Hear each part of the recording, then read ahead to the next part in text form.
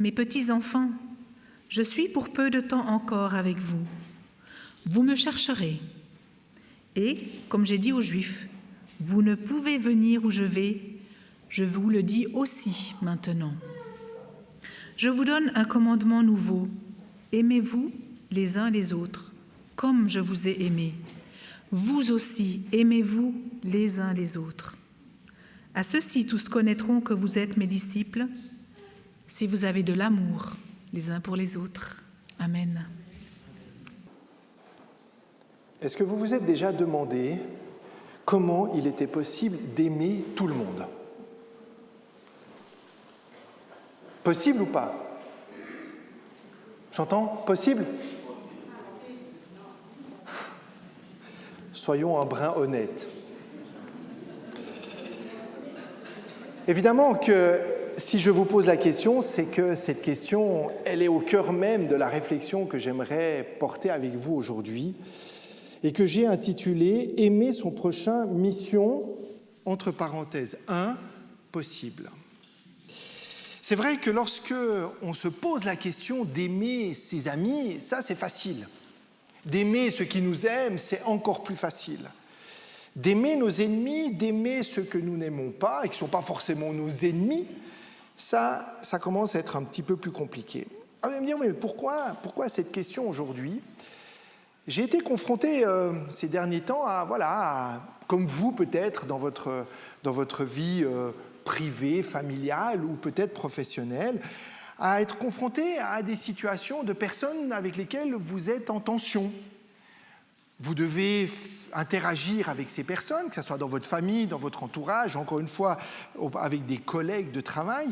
Et finalement, vous êtes confronté à devoir trouver un moyen quand même de travailler, de vivre ou d'être finalement en relation avec eux. Alors évidemment, on pourrait se dire que le plus simple lorsqu'on est dans une situation de ce type, c'est de faire quoi ? On ne s'aime pas, on n'a rien à se dire, à bientôt et chacun pour soi. C'est vrai on aurait plutôt tendance à laisser tomber, à rompre, à prendre des distances. Mais voilà, dans les familles, au travail, on ne peut pas toujours. Parce qu'on a un collègue, parce qu'on a dans notre famille des gens avec lesquels on est en interaction, et on ne peut pas simplement dire « je ne t'aime pas, tu ne m'aimes pas », on laisse tomber, on arrête de se parler. Parfois ça arrive, mais ce n'est pas souvent non plus aisé. On est bien souvent confronté à ce type de personnes qui, finalement, on ne les apprécie pas, ne nous apprécient pas, et on aimerait pouvoir dépasser cette dynamique du renoncement. On est tenu d'une manière ou d'une autre à vivre avec. On est tenu d'une manière ou d'une autre à essayer de trouver un moyen de cohabiter. Alors, personne ne nous dit qu'avec les gens avec lesquels on s'entend un peu moins bien, qu'il faut passer des vacances et qu'il faut finalement faire comme si de rien n'était. Moi, je ne vais pas vous parler ce matin d'un amour fake, c'est-à-dire de faire semblant, de faire le grand sourire, de dire « je vous aime tous ce matin ». Voilà, même si j'aimerais pouvoir le dire. Et peut-être que vous, en regardant les autres, vous aimeriez pouvoir vous lever et vous dire à l'Assemblée « voilà, je vous aime tous ». Ce n'est pas de cette hypocrisie-là dont j'aimerais parler, même si, fondamentalement, je crois que nous sommes appelés à vivre et connaître précisément un amour particulier. D'avoir une relation vraie et authentique, mais qui s'inscrit dans cette dynamique de l'amour dont Jésus nous parle. Alors évidemment, vous allez me dire, mais pourquoi est-ce qu'on pose cette question ce matin ? Pourquoi est-ce que c'est si compliqué finalement d'entrer dans cette dynamique-là ? C'est une question difficile. C'est une question difficile parce qu'elle touche à notre affect, elle touche à ce qui est plus profond de nous-mêmes et aussi à la phrase qui dit « mais finalement, je n'ai pas besoin d'aimer tout le monde et tout le monde n'a pas besoin de m'aimer ». Alors, oui, bien sûr, ça on pourrait s'arrêter là et de dire « voilà, c'était une belle réflexion, merci beaucoup Nicolas ». Seulement voilà, Jésus, quelques heures avant son arrestation, il a dans son dernier entretien, et c'est Evelyne qui nous l'a lu, ce fameux texte où Jésus s'adresse à ses disciples. On est en Jean 13, et si vous regardez au verset 31, il est dit « Lorsque Judas fut sorti, Jésus dit « Maintenant, le Fils de l'homme a été glorifié et Dieu a été glorifié en lui. Voilà que c'est au moment où Judas est sorti que Jésus va pouvoir commencer à parler. C'est au moment où Judas n'est plus là que Jésus va parler en leur disant « Mes petits-enfants, je suis pour peu de temps encore avec vous, vous me chercherez, et comme j'ai dit aux Juifs, vous ne pouvez venir où je vais, je vous le dis aussi maintenant, je vous donne un commandement nouveau, aimez-vous les uns les autres comme je vous ai aimés, vous aussi aimez-vous les uns les autres. » Alors évidemment, on aurait pu imaginer comment aurait été la scène si Judas avait été là. Je ne peux pas répondre à cette question. Est-ce que Jésus a aimé Judas ? Vous la connaissez, la réponse. Très certainement oui. Pourquoi est-ce que Jésus a attendu que Judas sorte pour pouvoir dire ça ? Peut-être qu'ici, il ne s'agit pas de chercher la chronologie des choses, mais de comprendre le message central du Christ. Voilà un passage qui sonne de manière puissante dans la bouche de Jésus. Il sait qu'il va être dénoncé par un ami. Donc dans le mot « ami », il y a le mot « amour ». Mais il sait aussi que ce qu'il va nous dire va nous concerner bien au-delà des 12. Et il le sait pertinemment. Alors si Jésus me demande ici, et de le lire attentivement, il dit « Je vous donne un commandement nouveau ». Alors on aimerait lire ici « Je vous donne une instruction », « Je vous donne une invitation ». C'est un souhait que j'aimerais que vous ayez, que vous vous aimiez, qu'il y ait de l'harmonie entre vous. Non, Jésus utilise volontairement le mot de commandement. On reviendra sur la dimension du nouveau, mais arrêtons-nous maintenant sur cette dynamique du commandement. Est-ce que je peux, moi, en tant que chrétien, faire autrement que d'obéir à ce commandement ? Est-ce que c'est une option qui m'est donnée ? Moi, quand je lis ça comme ça, et si on doit s'arrêter honnêtement, j'ai envie de dire, Seigneur, ce que tu nous demandes là est une mission impossible. Tu nous demandes d'aimer comme toi tu nous as aimés. Comment veux-tu que j'y arrive ?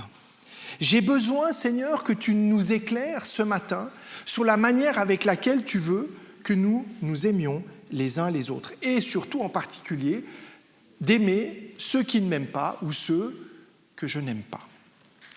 Avant de tenter de répondre à cette question et d'apporter quelques pistes ensemble, j'aimerais faire une petite parenthèse. J'aime beaucoup lire, certains d'entre vous aussi, même si aujourd'hui on ne lit plus, visiblement, en tout cas plus dans un livre, m'a-t-on dit. Eh bien moi, je vais vous parler d'un livre que j'ai lu il y a quelques années de ça, qui s'appelle « Les enfants de minuit ». Est-ce que quelqu'un d'entre vous l'a lu ? D'un auteur très connu qui s'appelle Salman Rushdie. Voilà, auteur très connu aussi, qui a écrit un autre ouvrage qui a été beaucoup plus polémique, qui s'appelle « Les versets sataniques ». Mais ce n'est pas de ce livre-là dont j'aimerais parler aujourd'hui, c'est des enfants de minuit. L'auteur nous raconte finalement qu'est-ce qui s'est passé autour de cette fameuse nuit où l'Inde a quitté l'Empire britannique pour devenir indépendante. On est à peu près en 1940, on n'est pas à peu près, on est en 1947. Et dans cet ouvrage, on nous raconte l'histoire d'un homme et d'une femme qui sont les parents finalement de celui qui raconte l'histoire. Et celui qui nous raconte l'histoire nous raconte comment les parents se sont connus.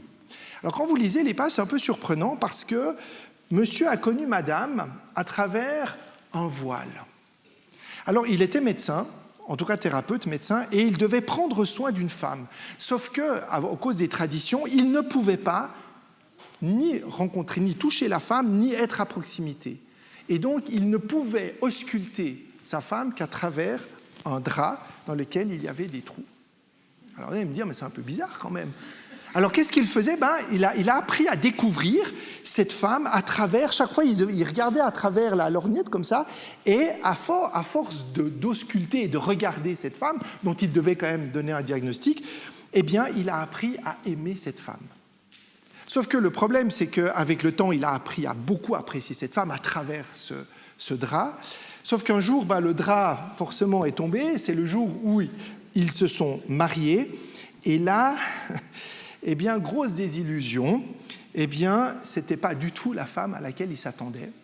Et il a été très déçu. Et l'histoire raconte que cet homme est devenu un peu acariâtre, très acariâtre d'ailleurs, et à travers ce drap percé, il avait construit un imaginaire, et dans la réalité, cette femme n'était pas ce qu'il avait imaginé. Mais ils se sont mariés, et ils ont dû quand même apprendre à s'aimer. Alors ça, c'est la partie de l'homme.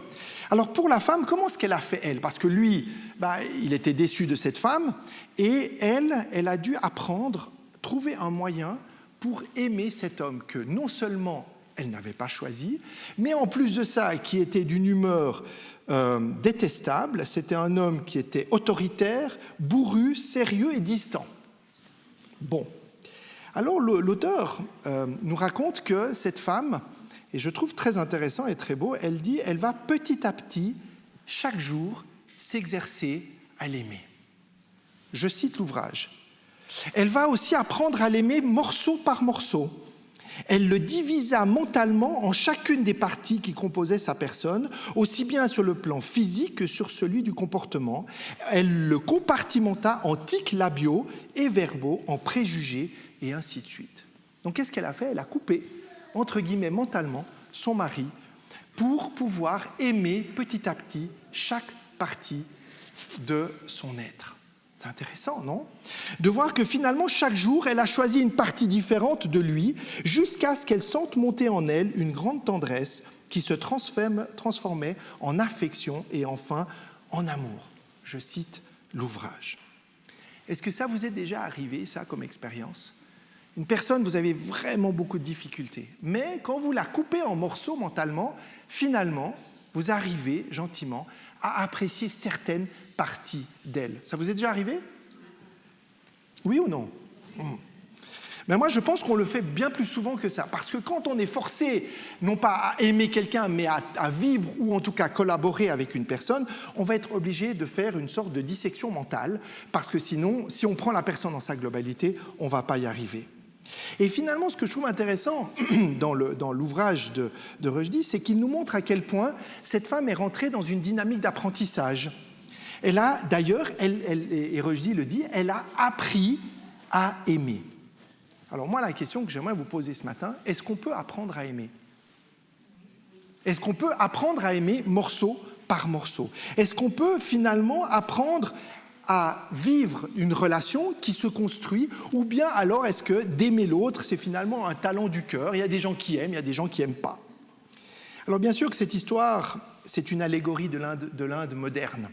Une société fragmentée. Mais j'aime à penser que cette histoire d'amour, finalement, qui s'est construite entre un homme et une femme, ressemble bien souvent à ce à quoi nous sommes confrontés dans nos relations aux autres, et surtout lorsque la relation est difficile. Alors, je ne vous parle pas ce matin, et j'aimerais l'exclure directement, des relations toxiques, de celles qui nous font tellement du mal qu'elles nous détruisent. Moi, je vous parle simplement de ces personnes avec lesquels on a moins d'affinité, parfois même de ses ennemis, que l'on considère comme des ennemis, parce qu'ils nous font du mal, mais dont on a finalement besoin quand même d'être dans une relation pour une raison ou pour une autre.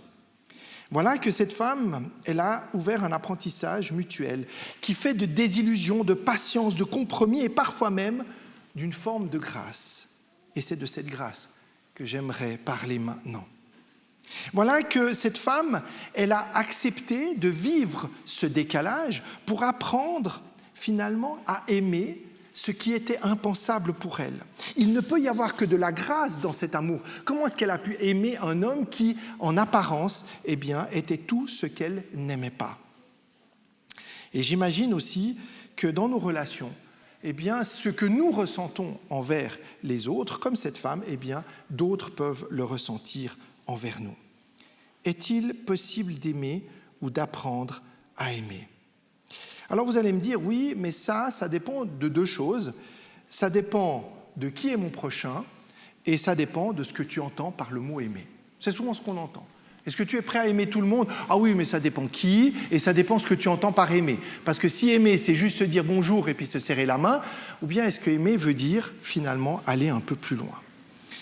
Alors c'est vrai que se poser la question, on aimerait pouvoir dire que Jésus nous a dit d'aimer son prochain juste par cohabitation, par obligation, par nécessité, sans s'engager dans la relation. que finalement ça se résume dans notre relation d'amour à des attitudes distantes, finalement cordiales et courtoises, voire même polies. Sauf que, hélas pour nous, le mot que Jésus utilise pour le mot « aimer », c'est le mot que vous connaissez, c'est le mot « agapé ». Et ce mot-là, eh bien, ne désigne pas l'amour distant. Il désigne d'abord et avant tout l'amour de Dieu. Ensuite, il désigne par déduction l'amour de Jésus. Il désigne l'amour que le Père a pour le Fils, que le Fils a pour nous et que nous devons avoir pour les autres. Alors moi, je ne sais pas si vous voyez Dieu comme un Dieu distant, qui a avec nous une relation purement cordiale. On le prie le matin, il nous fait un petit signe comme ça. Je t'ai vu, je t'ai entendu, passe une bonne journée et à bientôt. Non, Jésus nous demande vraiment ici de comprendre la dimension de ce mot agapé. Il nous demande que nous ayons cet amour les uns pour les autres et justement pas de manière distante.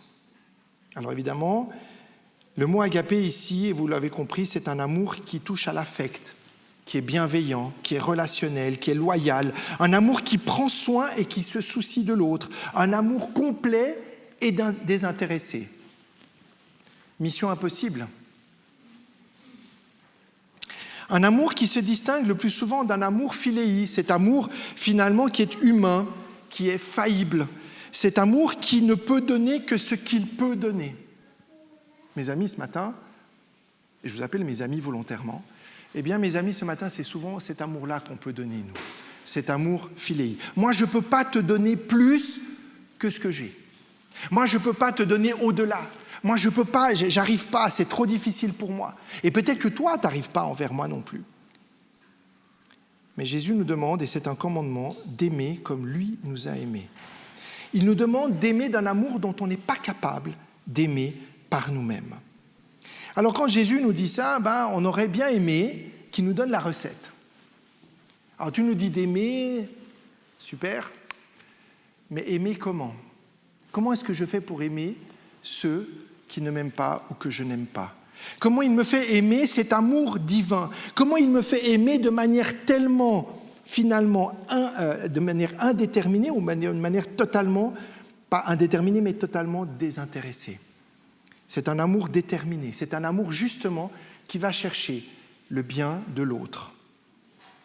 Mes amis, je crois ce matin pourtant que Jésus nous a donné, en tout cas par la parole, par la puissance de Dieu, il nous a donné quelques recettes. Mais il faut aller les chercher, il faut aller creuser un tout petit peu. J'aimerais vous en donner 4 ce matin. Vous en trouverez peut-être d'autres. Parmi ces 4 recettes, dans la première, eh bien, j'aimerais simplement qu'on s'arrête sur ce mot de commandement. Nous, on est des êtres humains, on pense souvent avec nos émotions, on pense notamment à notre affect.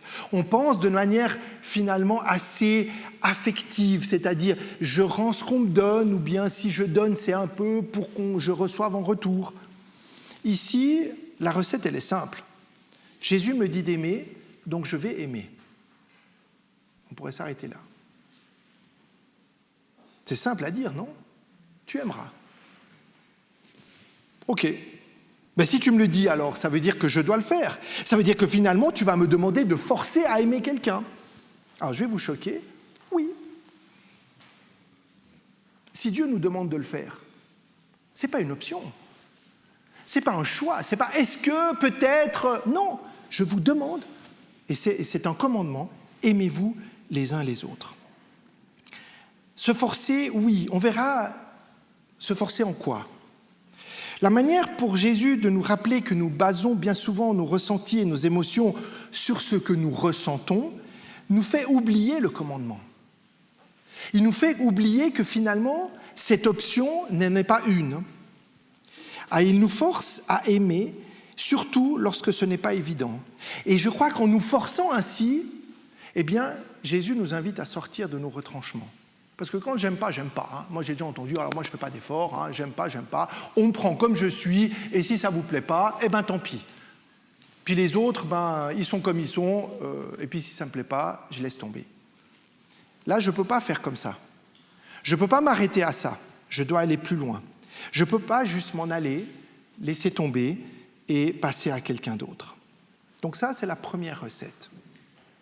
La deuxième recette, elle réside dans le fait que comprendre l'amour dont il est question ici, ce n'est pas une question de sentiment humain. On n'est pas dans le feeling. On n'est pas dans le côté émotionnel. On n'est pas dans ce qui se perçoit ou ne se perçoit pas. Parce que finalement, cet amour, il ne sort pas de mon cœur à moi, il sort du cœur de Dieu. Cet amour, il n'est pas de moi. D'ailleurs, comme le dit Paul aux Galates au chapitre 5, le verset 22, il dit que l'amour, c'est quoi? C'est un don de Dieu, c'est un fruit de l'esprit. Autant bien que la joie, la paix, la patience, la bonté, la bienveillance, la foi, la douceur et la maîtrise de soi. Pour chacun, finalement, de ces dons ou de ces fruits de l'esprit, eh bien, on pourrait y mettre, finalement, cette dynamique de l'amour. On pourrait dire que pour chacun de ces fruits, ils ne peuvent être possibles que si Dieu les a déposés en moi. Donc ce n'est pas un affect, ce n'est pas un sentiment, ce n'est pas un feeling, ce n'est pas une émotion. Ce que Dieu a déposé en moi, il l'a déposé et je dois aller le rechercher. Le fruit que Dieu met en moi, je dois aller le chercher activement pour qu'il pousse et mûrisse toujours plus. 2 remarques à ce stade. La première, c'est que, et là j'y reviens, Jésus nous dit « Je vous donne un commandement nouveau ». Alors souvent on comprend en se disant « Mais attends, mais le commandement d'aimer les autres, il existait déjà ». Oui, dans le Lévitique 19, 18, le texte dit « Aime ton prochain comme toi-même ». Mais la grande différence, et ce qui est nouveau ici, ce n'est pas la notion d'aimer, c'est ce que Jésus va dire, parce qu'il va dire « Comme je vous ai aimé ». C'est ça qui est nouveau, mes amis. Le fait d'aimer son prochain existait déjà. Par contre, d'aimer comme Jésus, c'est ça qui est nouveau. Et donc, ça veut dire que si j'aime comme Jésus, ça veut dire que ça présuppose que je dois aimer à la manière de Dieu. Et ça, si je ne me laisse pas son action en moi, ça va être mission impossible. Parce que c'est justement par le fait que Dieu m'a aimé le premier, qu'il a aimé son Fils, que son Fils m'a aimé, et que moi, à travers ce que j'ai reçu, je peux aimer mon prochain. Deuxième petite parenthèse, regardez bien le texte. Jésus va dire, et là on est au verset un tout petit peu plus, il dit « Je vous ai aimé, aimez-vous les uns les autres comme je vous ai aimé ». Pourquoi est-ce que Jésus ne dit pas « Aimez-vous les uns les autres comme je vous aime » Alors Daniel Bourguet, qui a écrit là-dessus et que j'aime beaucoup, dit « Parce que Jésus est trop pudique, il ne peut pas le dire comme ça ». Une autre chose qu'il explique, c'est que probablement ce passé utilisé exprime que cet amour n'est pas seulement de lui, mais de son Père. Et que cet amour existait déjà bien avant, finalement, que Jésus vienne sur terre. Et là, on pense peut-être au texte de Malachie 1, verset 2, où Dieu dit « Je vous ai aimé ». Et c'est donc de cet amour du Père qui, à travers le Fils, nous vient à chacune et à chacun de nous. Donc on l'a dit, commandement, un amour qui vient du Père. La troisième recette, eh bien, on peut la trouver un peu plus loin. C'est aussi un écrit de Jean, le premier épître de Jean au chapitre 4. Les versets 7 et 8 où Jean nous dit « Bien-aimés, aimons-nous les uns les autres, car l'amour est de Dieu, et quiconque aime est né de Dieu et connaît Dieu.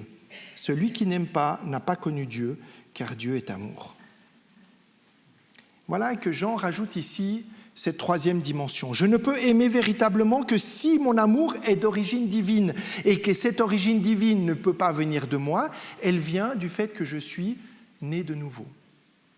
Donc la troisième recette, c'est de naître d'en haut. Je ne peux pas appliquer le commandement et le faire vivre. Je ne peux pas imaginer que je peux transmettre cet amour que Dieu a déposé en moi si je ne suis pas né de nouveau. Si je ne reconnais pas Dieu comme mon Père et Jésus comme mon frère, et que ce que Jésus a fait à la croix, il l'a fait pour que moi, justement, je puisse entrer dans ce plan qu'il m'a offert. D'ailleurs, il le dit, si nous nous aimons les uns les autres, Dieu demeure en nous et son amour est parfait pour nous.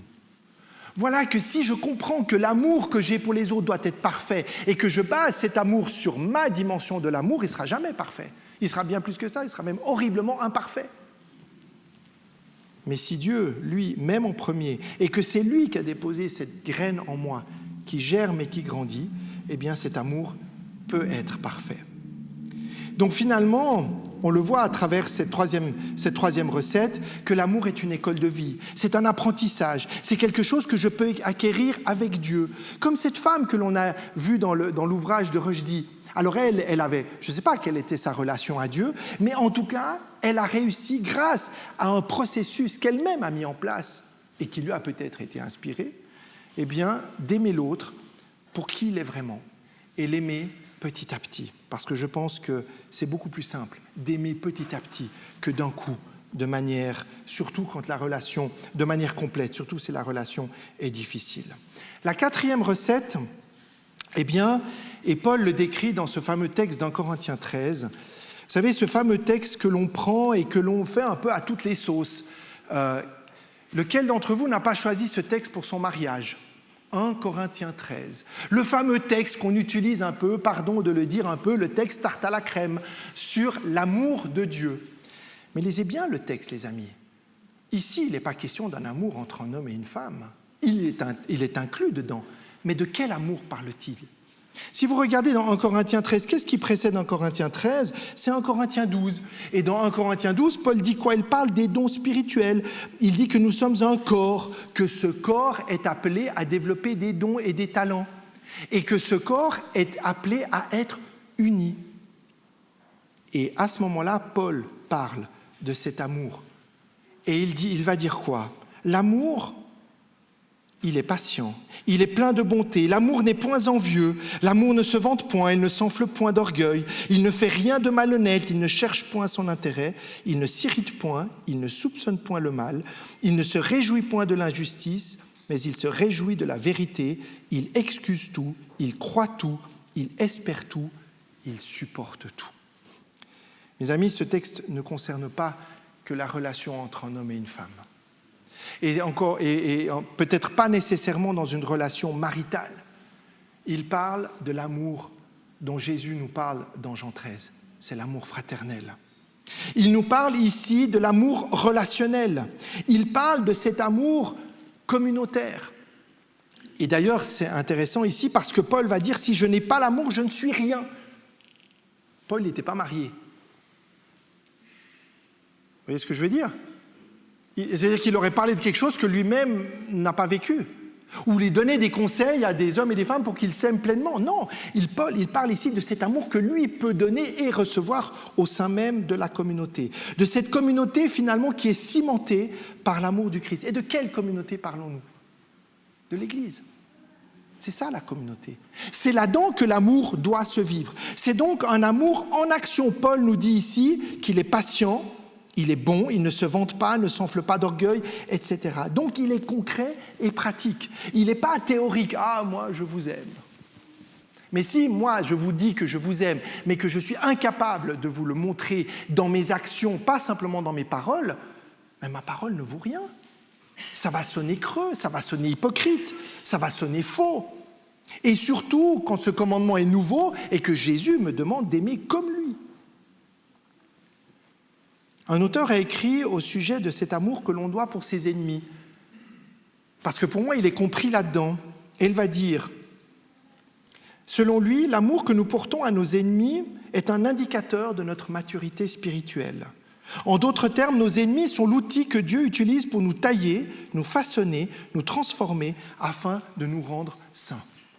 Voilà que l'ennemi, celui que je n'aime pas ou celui qui ne m'aime pas, c'est l'instrument par lequel Dieu peut voir si je suis en maturité spirituelle ou pas.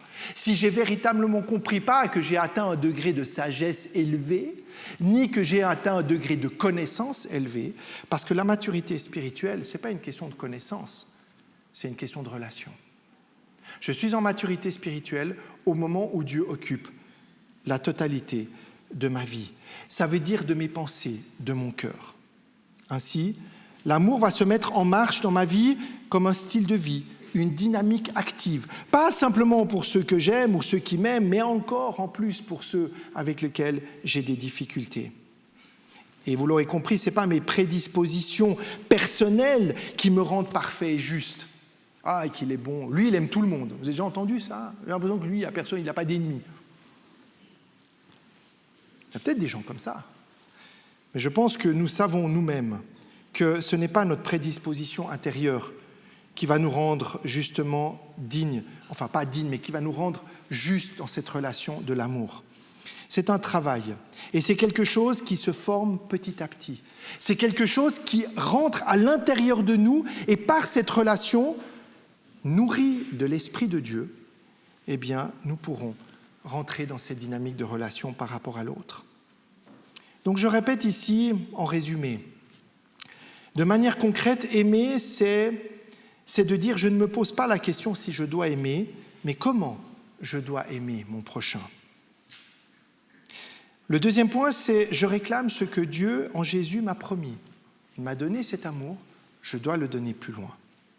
Le troisième, je décide de demander chaque matin à Dieu de me baptiser par son Esprit Saint. Parce que seule cette puissance de l'Esprit peut m'amener à changer mon regard sur les autres. Et enfin, je décide de ne pas me laisser décourager ni abattre, ou encore de fuir devant les situations difficiles, mais j'en fais un défi que Dieu met dans mon cœur pour voir où j'en suis dans mon degré de maturité spirituelle. Mes amis, lorsque Jésus nous a laissé ce commandement, il ne nous a jamais dit que ça serait facile. Il ne nous a jamais dit « Ah, vous inquiétez pas, vous aurez l'esprit, puis alors avec ça, ouf, là, vous verrez que vous allez vous luger là, dans la relation aux autres. » C'est la chose la plus difficile, la chose la plus complexe, la chose qui nous fait le plus de mal.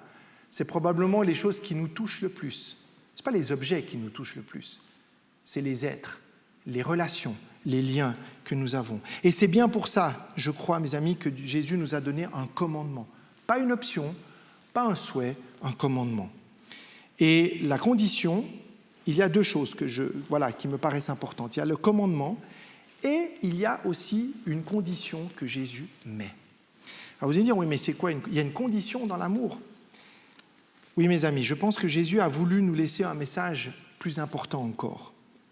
Si vous reprenez Jean 13, au chapitre 35, au verset 35, vous verrez, le texte dit la chose suivante. « À ceci, tous connaîtront que vous êtes mes disciples. » Et là, il y a un petit mot qui nous dérange. « Si. Si vous avez de l'amour les uns pour les autres. » Voilà que Jésus fait de l'amour une condition de disciple. Ces mots résonnent et doivent résonner de manière profonde et particulièrement en nous, notamment alors que, comme Evelyne l'a dit, on fête ce temps de l'ascension. Ça, c'est le dernier discours avant la croix. Voilà que Jésus a dit à ses disciples, moi je m'en vais maintenant, je vous laisse maintenant pas tout seul, je vais vous laisser finalement entre vous déjà, et la manière avec laquelle vous allez perpétuer ce que je vous ai donné n'est pas forcément de la tête, n'est pas forcément un enseignement théologique, n'est pas forcément un ensemble de connaissances, mais c'est d'abord et avant tout la relation que vous aurez les uns avec les autres.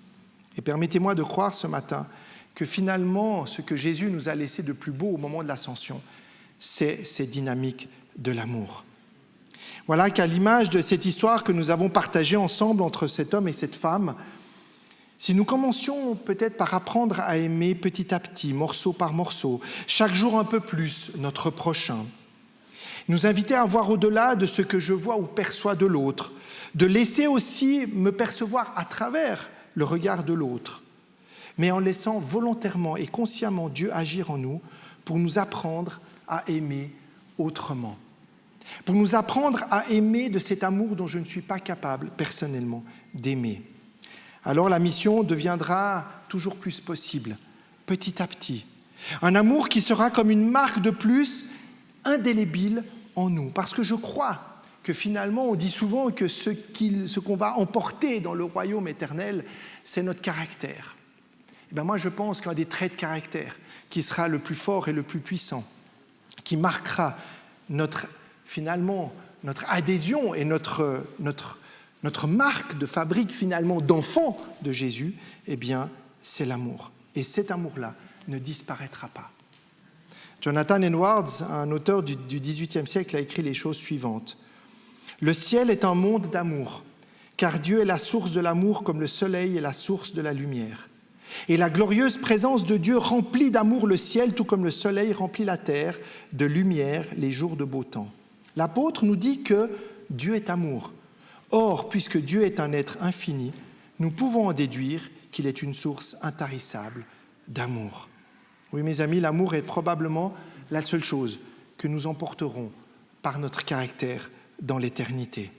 Au ciel, nous nous aimerons complètement, parfaitement et infiniment, parce que Jésus nous l'aura appris et parce que nous l'aurons déjà mis en pratique ici et maintenant. N'attendons pas le royaume éternel pour aimer. Vivons-le d'ores et déjà aujourd'hui. Et c'est en le vivant que nous avons déjà cet avant-goût du ciel. En retournant vers son Père, Jésus nous a laissé ce commandement « Aimez-vous les uns les autres », d'aimer en action et en vérité. Et c'est en aimant en action et en vérité que le monde verra que nous sommes chrétiens, que nous sommes donc disciples et apôtres de Jésus-Christ. Si le testament qu'il nous a laissé, c'est aussi le passeport pour le royaume qui est à venir, et qu'il est déjà vivant aujourd'hui et maintenant, eh bien, il le sera aussi en vigueur jusque dans la vie éternelle. Alors, mes amis, ce matin, est-ce que tu es prête, est-ce que tu es prêt à relever cette mission possible dès aujourd'hui? Amen.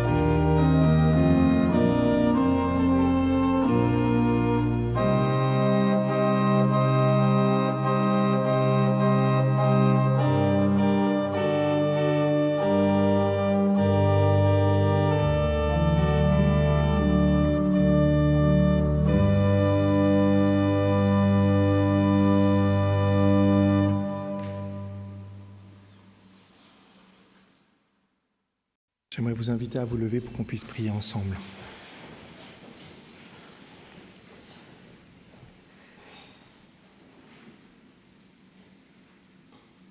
Oui, Père éternel, ce matin, tu nous invites à lever nos regards, nos yeux vers toi. Parce que tu nous demandes quelque chose qui, humainement, est impossible. Tu nous demandes d'aimer notre prochain comme toi, Jésus, tu nous as aimés. Tu nous demandes de respecter ce commandement nouveau. Tu nous demandes d'appliquer finalement à la lettre ce que tu nous demandes de faire. Tu sais que c'est une mission souvent impossible parce que nous avons nos limites, nous avons nos faiblesses, nous avons nos blessures, nous avons nos meurtrissures. Mais nous avons aussi toutes les difficultés à faire le chemin vers le prochain ou à laisser le prochain s'approcher de nous. Et pourtant, tu nous dis de nous aimer les uns les autres. Tu nous demandes de nous aimer dans ce cadre, Seigneur, communautaire, dans le cadre de l'Église. Tu nous demandes ici et maintenant, Seigneur, d'avoir cette relation privilégiée les uns avec les autres, par un amour qui ne peut venir que de toi. Je te demande de nous apporter, Seigneur, ce matin, cette grâce, de nous apporter cette paix, de nous apporter finalement cette possibilité à chacune et à chacun de cheminer dans cette compréhension, dans cette réflexion et dans cette mise en œuvre de l'amour. Nous voulons, Seigneur, nous en remettre pleinement à toi. Nous voulons te faire confiance, Seigneur, parce que tu agis premièrement par amour dans nos cœurs et dans nos vies. Tu nous invites à nous mettre en marche petit à petit, pas après pas, lentement, que nous puissions aussi donner une chance à l'autre et que nous soyons aussi une chance pour notre prochain. Et que cet amour, Seigneur, ne soit pas vu comme une condition négative, mais comme une condition positive, parce qu'elle fait de nous les véritables enfants de toi, Père, tes véritables enfants, des frères de Jésus, des disciples et des apôtres, pour le royaume déjà présent et pour celui à venir. Que ton nom soit glorifié. En Jésus, nous te prions, Père. Amen.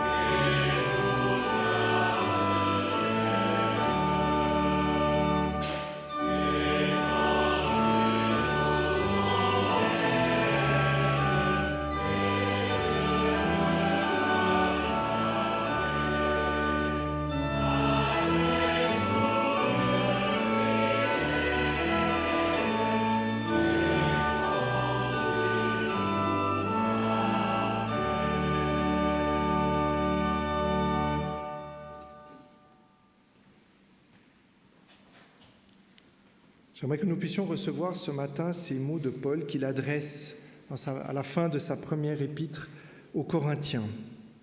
Il leur dit « Saluez-vous les uns les autres par un saint baiser. Je vous salue, moi Paul, de ma propre main. Si quelqu'un n'aime pas le Seigneur, qu'il soit anathème. Maranatha. Que la grâce du Seigneur Jésus soit avec vous. Mon amour est avec vous tous en Jésus-Christ. Amen. »